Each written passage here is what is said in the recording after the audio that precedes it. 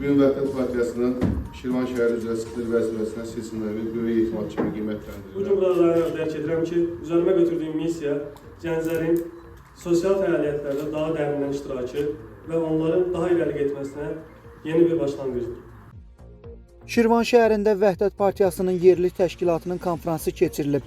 Tədbirdə partiyanın sədri Adəm Bakovi, Nəzarət Təftiş Komissiyasının sədri, təşkilati məsələlər üzrə müavin, eləcə də şəhər vəhdətçiləri iştirak ediblər. Konfrans Şirvan şəhər Gənclər evində baş tutub. Gündəliyə uyğun olaraq Şirvan şəhər təşkilatının rəhbərliyinə seçkilər keçirilib və Nurəliyev İlkin yekdilliklə təşkilatın sədri seçilib. Çıxış edən şəhər sakinləri onun gənc olmasına baxmayaraq, yüksək hörmət qazanan vətənpərvər bir şəxs kimi tanıdıqlarını vurğulayıblar. Partiya sədri Adəm Bakovi çıxışında İlkin Nurəliyevi yeni vəzifə münasibətilə təbrik edərək ona uğurlar arzulayıb və gənc sədrə böyük ümidlər bəslədiyini bildirib.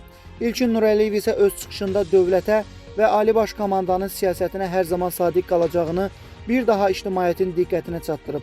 Konfrans fəaliyyətini uğurla yekunlaşdırıb. Mir Sabir Ahiloğlu, Muğan TV, Şirvan.